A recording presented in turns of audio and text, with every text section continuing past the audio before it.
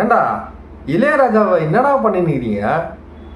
படத்துக்கு போனால் அவரோட பாட்டை போட்டு காப்பி வச்சு அவரை போட்டு மண்டை கொடச்சல் பண்ணுறீங்க. நீங்கள் பாட்டை லைட்டாக எடுத்து காப்பி வச்சா கூட பரவாயில்லடா, மொத்த பாட்டியே எல்லாம் போடுறீங்க. அது எதுக்கு அந்த மாதிரி பண்ணுறீங்க? எனக்கு ஒன்றும் புரியலையே எனக்கு. இப்போது குட் பேட் அக்லின்னு ஒரு படம் வந்தது சமீபத்தில். அந்த படத்தில் வந்து 2-3 பாட்டு வந்து இளையராஜா பாட்டை வந்து எடுத்து போட்டிருக்காங்க. அதாவது எக்ஸாம்பிள் சொல்லணும்னா ஒத்த ரூபா தாரான்ற பாட்டும் சகலகலா வல்லவன்லேருந்து அந்த ஒரு பாட்டும் போட்டிருக்காங்க. அது வந்து நீங்கள் வந்து அந்த பாட்டை வந்து அப்படியே காப்பி வச்சு போட்டதுனால வந்து இளையராஜா வந்து கேஸ் கொடுத்துக்கிறாரு, எனக்கு வந்து நஷ்ட ஈடு கொடுக்கணும் அப்படின்னு.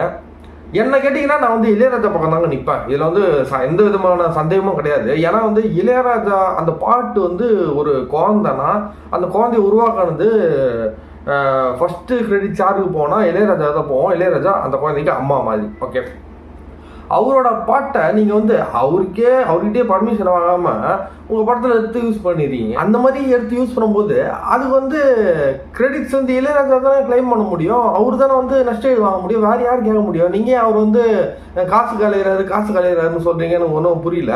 அதாவது இவங்க என்ன பண்ணிடணும், ஒன்று குட் பேட் அக்லி படம் ஸ்டார்டிங்லேயாச்சு இளையராஜாவுக்கு நன்றிகள் போட்டிருக்கணும். அப்படி அதே மாதிரி அந்த பாட்டு வர இடத்துல எல்லாத்துலேயும் அது கீழவும் வந்து இளையராஜாவை மென்ஷன் பண்ணி நன்றி அப்படின்னு சொல்லிட்டு போட்டிருக்கணும். அந்த மாதிரி எதுவுமே பண்ணலை. ஓகேவா? அந்த மாதிரி பண்ணியிருந்தாலாச்சும் இளையராஜா மனசு மாதிரி விட்டுருக்க வாய்ப்பு இருக்குது. அந்த மாதிரி அவருக்கான மரியாதையே கொடுக்கல. அவர் வேறு வயசில் பெரியவர் வேறு, அதுக்கும் மரியாதை கொடுக்கல. சரியா? அந்த மாதிரி போடாத பட்சத்தில் தான் இவர் வந்து இந்த என் பாட்டு எனக்கே தெரியாமல் நிறைய பாட்டு அதுவும் ஃபுல்லாக எடுத்து யூஸ் பண்ணிக்கிறாங்க சொல்லிட்டு கேஸ் கொடுக்குறாரு. அதில் எந்த விதமான தப்பு இருக்கிற மாதிரி எனக்கு தெரில. இன்னொன்று, இந்த மாதிரி பாட்டை போடுறத நீங்கள் வந்து எல்லா படத்துலையும் வந்து உடனடியாக நிறுத்தி ஆகணும், பழைய பாட்டை எடுத்து போடுறது. ஏன்னா வந்து நீங்கள் அந்த பழைய பாட்டை வந்து ஒர்த்தான சீனுக்கு போட்டால் பரவாயில்ல, அந்த சீனு கூட ஒர்த்து இல்லை. அது வந்து எதுக்கு குட் பேட் அக்லியில் எதுக்கு அந்த பாட்டை போட்டிங்கன்னு எனக்கு தெரில. சத்தியமாக சொல்ல சூட்டே ஆகலை அந்த பாட்டு. வைப்புன்றதே வரவே இல்லை. ஓகே, அந்த மாதிரி இருக்கும்போது அந்த பழைய பாட்டோட வைபை கூட எடுத்து புது படங்களில் கெடுக்கிற மாதிரி இருக்குதுன்னு தான் நான் சொல்ல வரேன். அதை வந்து இப்போ வர டேரக்டர்ஸ் எல்லாருமே அவாய்ட் பண்ணோம்.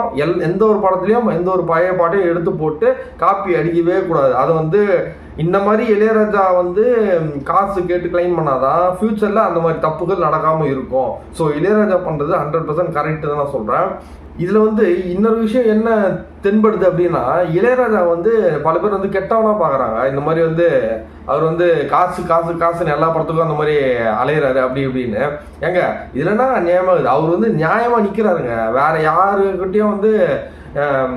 வேற யார் சொன்னாலும் அவரோட நோக்கத்தில் அவர் கரெக்டாக இருக்குது. அவர் என்ன சொல்கிறாரு, என் பாட்டை யூஸ் பண்ணால் நீ அதுக்கான இதோ கொடுன்னு சொல்கிறாரு. வேற எதுவுமே அவர் வந்து தப்பால எதுவுமே பேசல. நீங்களும் பாருங்கள், அதுக்கேற்ற மாதிரி வந்து எல்லாருமே அவரோட பாட்டை தான் யூஸ் பண்ணுறாங்க. அதுவும் சும்மா இல்லை, ஃபுல்லாக யூஸ் பண்ணும்போது அதுக்கான கிரெடிட்ஸை தான் அவர் கேட்குறாரு, கிளைமை தான் கேட்குறாரு. அதில் என்ன தப்பு இருக்குது? நீங்கன்னா அவரு தான் கெட்டவருன்ற மாதிரில எல்லாரும் வந்து ஒரு மாதிரி பிம்பத்தை வந்து கிரியேட் பண்ணுறீங்க. அது வந்து தப்புங்க. என்ன கேட்டால் வந்து இளையராஜா பண்ணுறது தான் கரெக்டு. அந்த மாதிரி பண்ணுறது தான் வந்து ஒரு நல்ல ரூல் கூட. அந்த ரூல் வந்து கண்டிப்பாக சினி இண்டஸ்ட்ரியில் வேணும். ஏன்னா வந்து நிறைய பேர் கோடிக்கணக்கில் வெயிட் பண்ணுறாங்க வெளில சான்ஸ் கேட்டு. இந்த மாதிரி ஜிவி பிரகாஷ் மியூசிக் டேரக்டர் போட்டு இளையராஜா பாட்டு எல்லாத்தையும் எடுத்து போகிறது எதுக்கு? ஜிவி பிரகாஷ் என்ன பண்ணுற நீ? சும்மா ஒரு 2 பாட்டு போட்டு இளையராஜா படத்தை ஹிட் ஆகிறதுக்கு நீ மியூசிக் டேரக்டரா? நான் ஜிவி பிரகாஷை குறை சொல்ல, அந்த மாதிரி ஒரு சான்ஸ் கிரியேட் பண்ணி ஆதிக்கு தான் நான் வந்து சொல்கிறேன். அவர் தான் வந்து ஆதிக்கு ரவிச்சந்திரன் தான் இந்த மாதிரி வந்து படத்தில் வந்து கெடுத்து வச்சுக்கிறாருன்னு தான் நான் சொல்லுவேன். ஸோ வந்து இதில் இளையராஜா மேலே எந்த தப்பும் இல்லைங்க. அவர் வயசில் பெரியவர், அவரோட எக்ஸ்பீரியன்ஸை அவர் கரெக்டாக காட்டுறாரு. அதுதான் நான் வந்து சப்போர்ட் பண்ணுறேன். அதே மாதிரி வந்து எந்த டேரக்டர்ஸும் எந்த பாட்டையும் காப்பி அடிக்காதீங்க. போட்டோன்னு விட்டாங்க மியூசிக் டேரக்டர்ஸ்னா கூட அந்த பாட்டை வந்து எடுக்காதீங்க. ஓகேவா? ஏன்னா சில பேர் நல்லவங்க இருக்கலாம், நல்லவங்க மீன்ஸ் கிளைம் பண்ணாமல் இருக்கிறவங்க சில பேர் இருக்கலாம். அந்த மாதிரி இருக்கிறவங்களாம் ஏமாற்றி பாட்டு எடுத்து யூஸ் பண்ணி இது பண்ணாதீங்க. எது இளையராஜா மட்டும் தான் கேட்குறாரு, அவருக்கு மட்டும் தான் எல்லாமே கரெக்டாக போயினுக்குது. ஓகேவா? நீங்கள் மற்ற டேரக்டர்ஸ் மியூசிக் டேரக்டர்ஸ் வந்து எதுவுமே கேட்கலன்ட்டு ஈஸியாக யூஸ் பண்ணாதீங்க. நான் ஏன் அந்த மாதிரி சொல்கிறேன்னா, அந்த மாதிரி நீங்கள் வந்து பழைய படத்துலேருந்து கதையை திருடுறது, பழைய படத்துலேருந்து பாட்டை ஃபுல்லாக திருடுறது, அதை எடுத்து புது படங்களை யூஸ் பண்ணி அதை வச்சு படத்தை ஓட்டுறது, இந்த மாதிரிலாம் கேவலமான விஷயத்துலலாம் ஈடுபட்டு இருந்தீங்கன்னா ஃப்யூச்சரில் தமிழ் சினிமா அழிஞ்சிரும். அதாவது வந்து புது படங்களுக்கு உண்டான மரியாதையே இருக்காது. புதுசுன்றதே அழிஞ்சு போயிடும். அதனால தான் வந்து இப்போ ரீரிலீஸ் எல்லாம் அதிகமாகிட்டு இருக்கு, ஓகேவா? அதனால தான் வந்து புது படங்களில் எந்த வித பார்க்குற மாதிரி எதுவுமே கிடையாது. எல்லாமே பழசில் இருந்தால் திருடுறீங்கன்னும் போது எதுக்கு புது படம் சொல்லுங்க பார்க்கலாம். அதுதான் வந்து இப்போ நடந்துட்டு இருக்கு. இளையராஜா பண்ணுற வழி தான் கரெக்ட், அவரோட ரூட் தான் கரெக்டு. காப்பின்றதே இனிமேல் சினிமாலேயே இருக்கக்கூடாதுங்க. எது வந்தாலும் புதுசாக தான் இருக்கணும். அப்படி புதுசாக எடுக்க முடியலையா போயிடு, சிம்பிள். புதுசாக எடுக்க முடியலாம் போயிடுங்க. ஏன்னா வெளியில் லட்சக்கணக்கான பேர் புது சான்ஸை வச்சுன்னு கதை மியூசிக்லாம் வச்சுன்னு வெயிட் பண்ணிட்டு இருக்காங்க. ஓகே, பாய்.